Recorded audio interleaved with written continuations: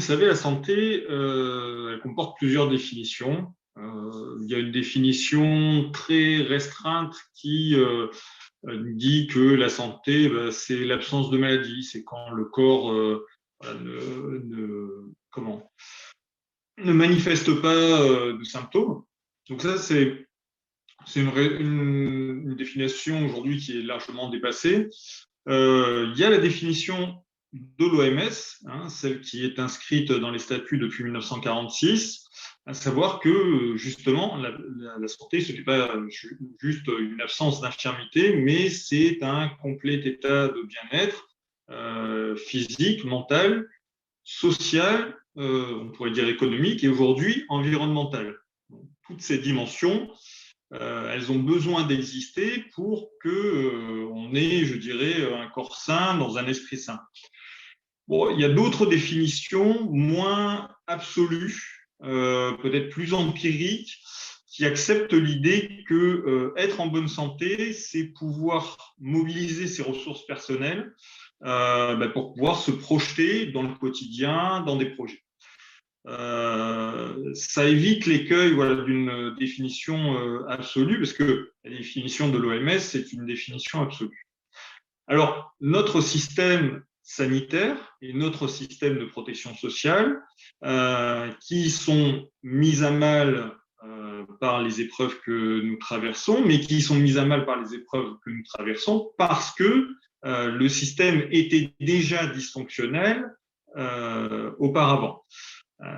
Je dirais, le problème du système de protection sociale français et du système sanitaire français, c'est d'avoir eu une très belle idée, une très belle utopie construite dans le réel en 1945 avec les ordonnances qui créent la sécurité sociale et les 4 branches que nous connaissons.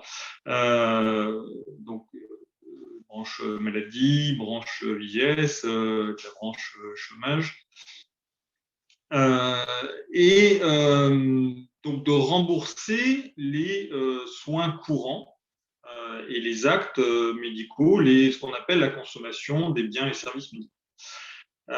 Et autour de ça, on a construit un système très hospitalo-centré, qui vient d'une tradition déjà héritée des décennies précédentes, mais c'est particulièrement vrai à partir de 1958-59, les ordonnances de Bray, la création des CHRU, la tradition hospitalo-universitaire, qui fait que le système sanitaire est organisé autour des centres hospitaliers et plus encore autour des centres hospitaliers régionaux, qui sont à la fois des centres de formation, des centres de recherche, des centres de soins, qui peuvent être des centres de prévention.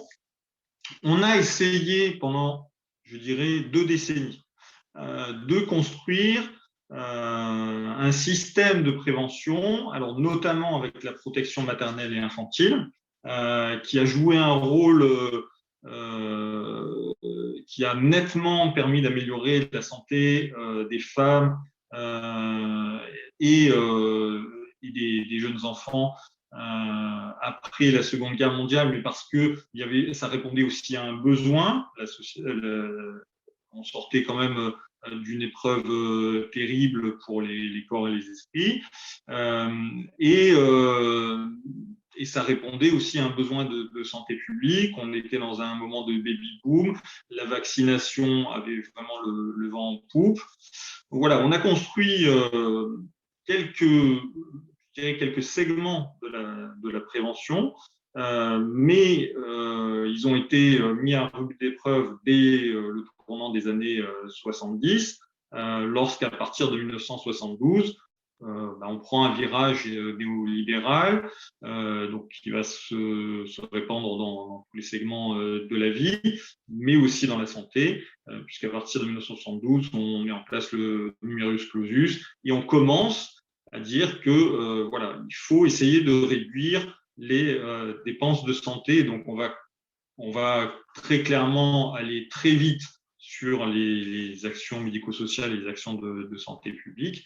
Et puis le reste va suivre. Jusqu'à donc essayer de transformer l'hôpital en entreprise, avec les différentes lois, notamment depuis Sarkozy, mais aussi sous le gouvernement Hollande, qui ont mis en place notamment la tarification à l'acte, qui en fait finalement s'appuyer sur le fait de rembourser des dépenses courantes, mais là des dépenses uniquement de soins. Donc il fallait faire de la masse d'actes pour pouvoir faire des rentrées d'argent. Et d'ailleurs, plus on en faisait, et moins bien ils étaient remboursés. On est allé vraiment dans un système complètement absurde. Et on a commencé vraiment à avoir un système très dysfonctionnel à tel point que notre système de santé, qui a été le meilleur au monde, le numéro 1, a perdu en 10 ans, en l'espace de 10 ans, il a perdu 11 places, puisqu'on est passé de la première place en 2010 à la 11e place aujourd'hui. Donc c'est un système de santé aujourd'hui qui est dysfonctionnel, qui répond très mal aux actions de prévention, d'éducation, de promotion, de formation, qui sont des notions qui, paradoxalement, sont apparues justement dans cette décennie 70. Notamment donc, depuis la déclaration d'Alma-Ata de 1978, qui est la première à poser les jalons de la santé dite communautaire. Donc, la santé communautaire, c'est quoi? C'est un groupe de population qui peut être ethnique, géographique, qui peut être un groupe de patients qui va co-construire. En fait, la santé communautaire, c'est une action de santé qui est construite par et avec la communauté. Donc, ça, c'est à partir de 1978. Et en 1986, c'est la charte d'Ottawa qui signe la définition de la santé publique. La santé publique, c'est celle qui s'occupe de la population, avec justement des actions de prévention, d'éducation, de promotion, de formation. Donc, et la France est très mal équipée structurellement pour répondre à ces enjeux. Et ces enjeux, ils sont d'autant plus importants qu'aujourd'hui, donc, on va vers une population vieillissante de plus en plus, hein, comme je dirais, c'est une dynamique très mondiale. Hein, nous ne sommes pas les seuls, loin s'en faut, puisqu'en fait, la France continue à faire quand même un peu plus d'enfants que les autres, même si on le voit, les décès augmentent, 2, le nombre de naissances diminue, 3, le taux de fécondité a quand même baissé. Mais il reste bien supérieur à, je dirais, l'ensemble du continent européen avec l'Irlande. On continue à porter un solde positif et nous avons heureusement d'ailleurs un solde migratoire qui permet justement de porter cette natalité et une démographie encore un peu dynamique. Mais on est vraiment sur un phénomène de vieillissement et ça va s'accélérer. Et ça va s'accélérer d'autant plus, et là ce sont les géographes qui le pointent très bien, qui disent que ce qu'on n'avait pas vu, c'était que le vieillissement, il va être le plus rapide là où finalement les problématiques sont les plus importantes, à savoir, les espaces de désertification, les espaces les moins denses, donc en gros, ce qu'on appelle rapidement la diagonale du vide, mais moi ce que je préfère appeler le corridor du vide. En gros, cette grande diagonale qui traverse la France, du nord de la France jusqu'aux Pyrénées, et dans les quartiers politiques prioritaires de la ville. Et c'est là où, en fait, où le vieillissement va être le plus rapide. Pourquoi? Parce qu'on a fixé des populations qui ne peuvent plus, du fait de leurs revenus et de l'augmentation des loyers, sortir de ces quartiers. Et donc, on va cumuler là toutes les problématiques de santé et en plus un vieillissement qui va s'accélérer. Donc, je le disais, un vieillissement et l'apparition d'un problème majeur qui est en fait ce que André Grimaldi, notamment, mais pas que, appelle la troisième médecine, c'est-à-dire l'émergence des maladies chroniques, à tel point d'ailleurs que certains disent que le vieillissement en lui-même pourrait être considéré comme une maladie chronique, puisqu'il est la première cause justement de l'accélération de ces maladies chroniques. Je rappelle à toute fin utile que le vieillissement est la première cause de cancer, ce sont les personnes âgées qui font le plus de cancer, et que le vieillissement est la première cause de diabète, d'insuffisance rénale, aussi de surpoids. Et donc, le vieillissement, c'est une dégénérescence et c'est aussi la première cause, évidemment, de toutes les démences séniles. Voilà, donc, face à ces défis, aujourd'hui, les autorités publiques se rendent bien compte que notre système, qui est très dysfonctionnel, qui est assis sur la tarification à l'acte et sur le tout curatif autour d'un hospitalocentrisme qui est très tourné vers la technostructure, eh bien, répond très très mal à tous ces enjeux du XXIe siècle. Et donc, commence à dire il faut s'organiser différemment. Donc, à partir de 2009, on a vu apparaître des notions telles que les communautés professionnelles territoriales de santé. Donc, elles sont davantage, je dirais, enfin, le cadre est davantage fixé par la loi de 2016, qui d'ailleurs est la loi qui consacre le fait de multiplier les centres de santé en exercice de médecine coordonnée, les centres de santé en exercice pluriprofessionnel, pour essayer de répondre à la fois, et c'est beaucoup, donc à tous ces enjeux que je viens de citer, mais aussi au fait qu'on a une diminution constante, en fait, de la population médicale et paramédicale.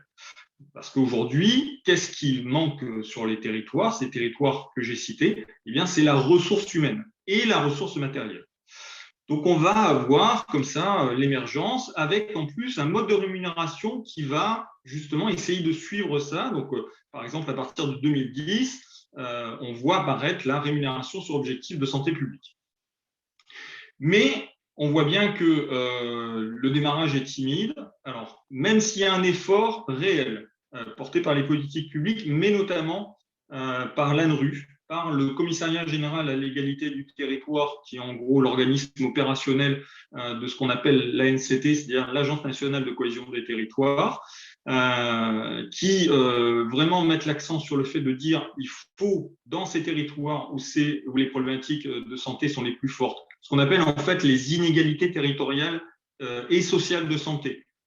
C'est quand vous cumulez la pauvreté, la précarité, les facteurs de comorbidité, c'est-à-dire la consommation liée au tabac, à l'alcool, l'obésité, le surpoids, le logement indigne. Voilà, quand vous cumulez tout ça, il y a des territoires où tous les marqueurs sont en rouge.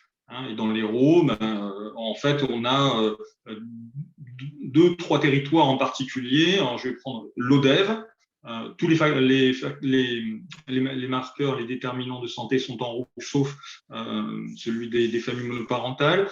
Béziers, qui est un quartier ultra prioritaire, c'est la Devèze. Et évidemment, Montpellier, avec ses quartiers politiques de la ville. Donc voilà, il y a 3 espaces où vraiment c'est très marquant. Donc là, il y a vraiment une volonté d'accélérer le fait de répondre mieux à tous ces enjeux. Donc on a aujourd'hui des volontés de politique publique, mais elles ne suffisent pas, puisque en fait, il faudrait aussi un changement de culture, à la fois un changement de culture des habitants, qui n'ont pas l'habitude, en fait, je dirais, de réfléchir à leur santé autrement que je ne suis pas bien, il faudrait que j'aille voir le médecin, mais dans ces quartiers-là, 40% renoncent aux soins et à leurs droits, du fait aussi de ce que Robert Castel appelle la désaffiliation sociale, et le fait aussi à la fois des professionnels de santé, mais aussi de la technostructure, qui doit en fait réfléchir différemment à comment organiser un système sanitaire qui ne soit plus seulement concentré autour de l'hôpital, centré autour de l'hôpital et de sa réponse hospitalière, mais qui soit en fait une réponse globale à la santé, c'est-à-dire rendre tous les acteurs locaux d'un territoire, les habitants, co-acteurs de la construction d'une santé dans toutes ses dimensions. Les dimensions que j'ai citées tout à l'heure, physique, mentale, sociale, économique et environnementale. Et donc, par exemple, on peut penser évidemment aux Antilles, Guadeloupe, Martinique, qui ont un vrai problème avec le chlordécone, puisque 90% des populations sont contaminées par cette molécule encore aujourd'hui. Et donc, on essaie de développer des cultures hors sol pour, de fait, essayer d'avoir une réponse à la fois sur le fait de dire on essaie de faire des produits locaux parce que importer des produits ça coûte trop cher et ils n'ont pas les revenus suffisants pour pouvoir du coup s'alimenter correctement selon les prescriptions, je dirais, par exemple de Santé publique France, manger 5 fruits et légumes par jour, etc. Et en même temps d'essayer de faire en sorte que ces cultures ne soient pas contaminées de fait par des sols qui le sont pour 600 ou 700 ans. On peut penser à ça, mais c'est vrai, je dirais, dans tous les territoires que j'ai cités tout à l'heure. Donc, il y a des essais aujourd'hui de centres de santé, donc il y en a un certain nombre qui commencent à se monter en France, mais c'est encore un mouvement très timide. Et si on va jusque dans l'exercice d'une gouvernance démocratique qui, de fait, je dirais, permettrait de construire une véritable démocratie sanitaire et pas seulement, en fait, quelque chose qui est très cosmétique et qui a un habillage de la technostructure. Eh bien, donc, si on réfléchit à un modèle dit coopératif comme un outil économique et social d'émancipation des populations, mais aussi de la prescription des politiques publiques pour aller vers un mieux-être de tout un ensemble, de toute une communauté.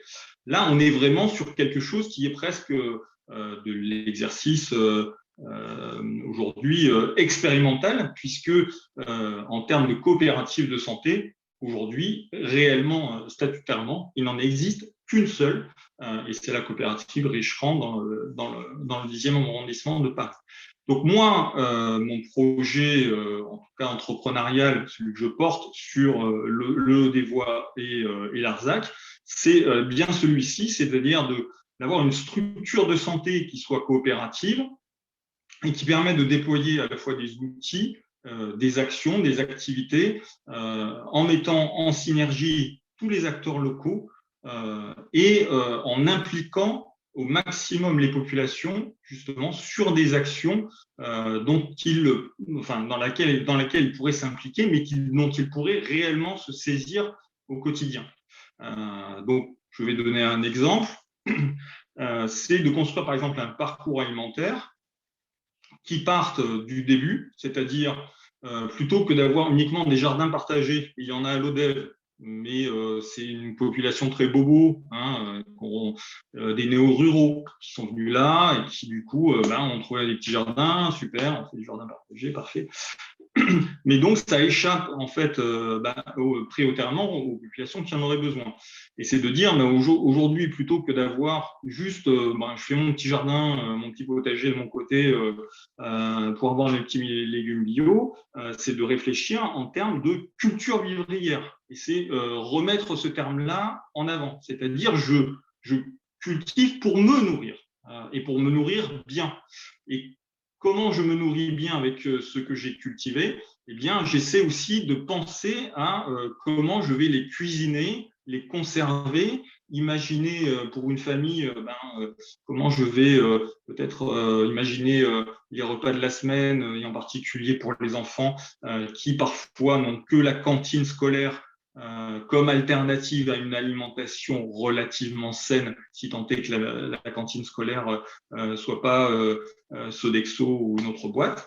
Voilà, donc ça, ce sont des actions vraiment très ciblées, mais ça nécessite à la fois une véritable implication des populations, qu'il faut impliquer, mais d'impliquer tous les acteurs locaux autour d'un vrai projet de santé.